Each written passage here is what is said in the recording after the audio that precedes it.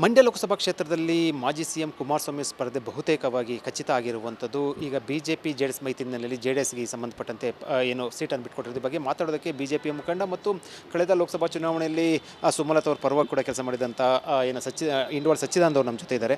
Sir, ಈಗ Mandya J D ಎಸ್ಗೆ ಹೋಗಿರೋ ಅಂದರೆ ಜೆ ಡಿ ಎಸ್ ಅಂದರೆ ಮೈತ್ರಿ ಅಭ್ಯರ್ಥಿಗೆ ಹೋಗಿರುವಂಥದ್ದು ಜೆ ಡಿ ಎಸ್ಗೆ ಏನು ನಿಮ್ಮ ಅನಿಸಿಕೆ ಏನು ಮತ್ತು ಯಾವ ರೀತಿ ಇದೆ?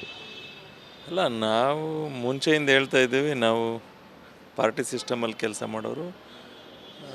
ಜೆ ಡಿ ಎಸ್ಗೆ ಬಿಟ್ಕೊಟ್ಟಿದ್ದಾರೆ. ಎನ್ ಡಿ ಎ ಮೈತ್ರಿ ಅಭ್ಯರ್ಥಿ ಗೆಲುವಿಗೆ ನಾವು ಕೈ ಜೋಡಿಸ್ತೀವಿ.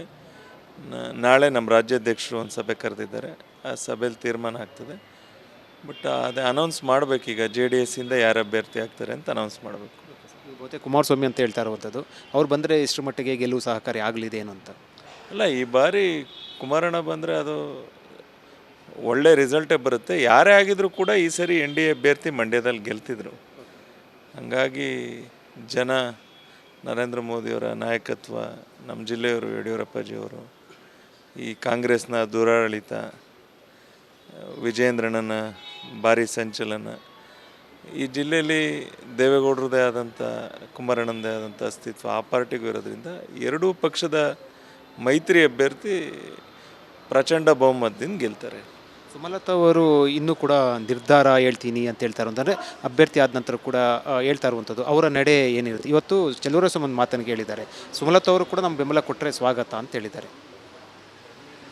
ನೋಡಿ, ಅಂಬರೀಷ್ ಅಣ್ಣನ ಕುಟುಂಬದ ಬಗ್ಗೆ, ಸುಮಲತಾ ಮೇಡಮ್ ಬಗ್ಗೆ ಯಾರೂ ಆದ್ಬೀದಿ ಲಘುವಾಗಿ ಮಾತಾಡಬಾರ್ದು. ಮೇಡಮ್ ಒಂದು ಶಕ್ತಿ.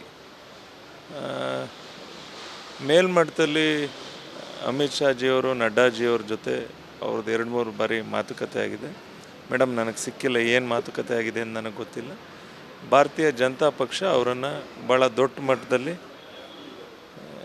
ಗುರುತರವಾದಂಥ ಜವಾಬ್ದಾರಿಯನ್ನು ಕೊಡ್ತಾರೆ. ಚೆಲುವಣ್ಣಂಗೆ ಮೇಡಮ್ ಅವ್ರು ಏನಾರು ಹೇಳಿದ್ರಂತ ನಾನು ಬಂದು ಬೆಂಬಲ ಕೊಡ್ತೀನಿ ಅಂತ.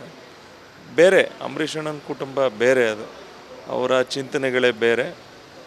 ಇವತ್ತಿಗೂ ಕೂಡ ನಮ್ಮ ಜಿಲ್ಲೆಯಲ್ಲಿ ಅವ್ರದ್ದೇ ಆದಂಥ ಅಸ್ತಿತ್ವ ಇದೆ.